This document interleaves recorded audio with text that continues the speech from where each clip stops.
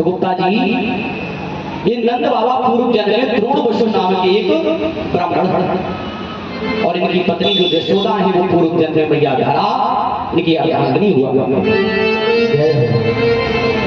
बड़ी ही गरीब ब्राह्मण है, बड़ी कठिनाइयों से अपने जीवन यापन कर रहे हैं, लेकिन गरीब होते हुए भी परमात्मा की चरणों में नित्य प्रीत लगाए हैं कि कबहू तो दीनानाथ के धनक पड़ेगा, कभी तो आकर के वो दीनानाथ हमारी दीनता पर दया करेगा। बड़ा भक्ति करते हैं, एकादशी व्रत रहते हैं, नित्य भक्ति में लीन है। अनंत समय तक जब परमात्मा की भक्ति इनकी उत्कृष्टता पर पहुंच गई तो परमात्मा एक दिन विचार किया, चलो चल करके इन ब्राह्मणों और ब्राह्मणी की परीक्षा ली जाए कि वास्तविकता में ये अपनी भक्ति में खड़े उतर रहे हैं या नहीं कर रहे। भगवान ने एक ब्राह्मण का वेश धारण किया, जाकर के मैया घर के दरवाजे पर आवाज लगाई, मैया ओ मैया भिक्षाम देही। मैया धरा ने दरवाजा खोला, देखा एक वृद्ध ब्राह्मण दरवाजे पर खड़ा है, आवाज लगा रहा है। मैया ने याचना की, हे ब्राह्मण क्या चाहिए? हे भैया कुछ अगर भोजन हो, रूखा सूखा हो तो मुझे ला करके दो, मुझे बड़ी भूख लगी है।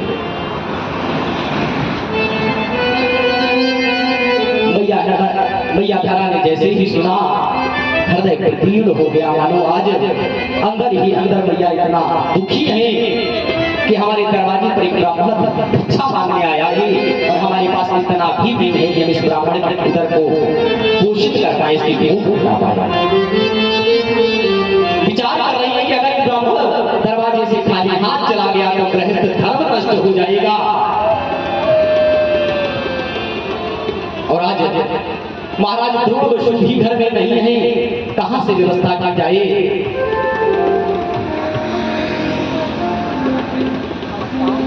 विचार कर रही है, कहा ये ब्राह्मण थोड़ी देर आप बैठो, इंतजार करो, मैं कुछ लाकर के आपको देती नहीं।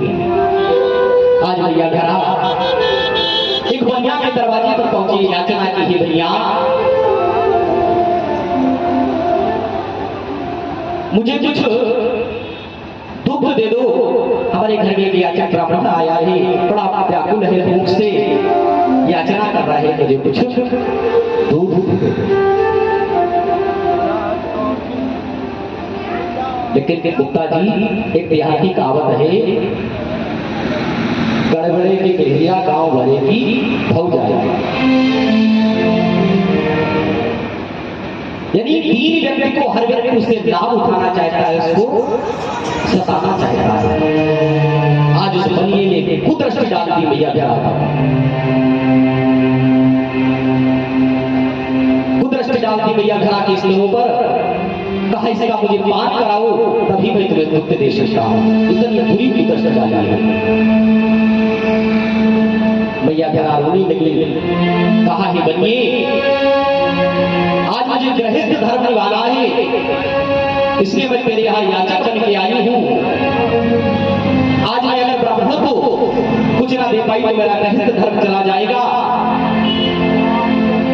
और तुझे स्तनपान करा दिया तो मेरा पातिव्रत धर्म चला जाएगा। भैया धर्म संकट में पड़ गया।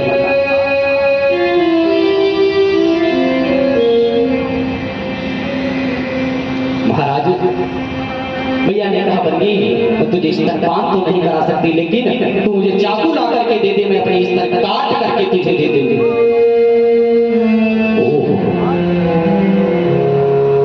भैया का भाव देखिए महाराज, गृहस्थ धर्म बचाने के लिए पातिव्रत धर्म नष्ट हो जाए, दोनों ही धर्मों को बचाने के लिए आज भैया धर्म संकट में पड़ी हुई।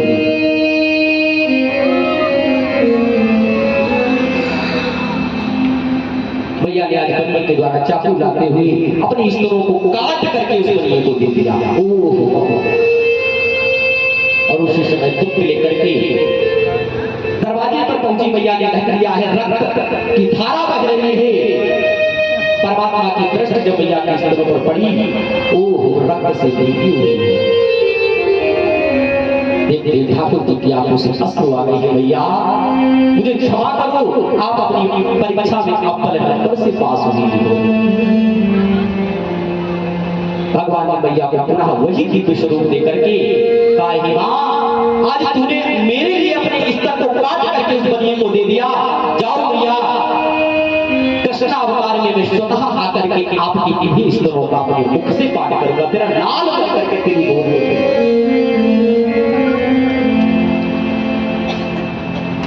तो उस दिए हुए वचन को पूर्ण करने के लिए आज ठाकुर जी भैया यशोदा और आनंद के यहाँ खेल रहे हैं, पैदा हुए।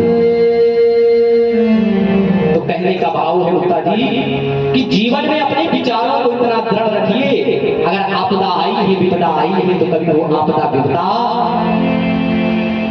जाएगी भी। कोई भी विपत्ति अनंत काल तक टिककर रहने वाली नहीं है। आज विपत्ति है तो कल सुख भी आएगा, लेकिन उसमें हमें कभी धैर्य नहीं छोड़ना है। हमारा उस विपत्ति में चरित्र का हनन नहीं करना है, उस विपत्ति में तन को और मन को नहीं बेचना है महाराज।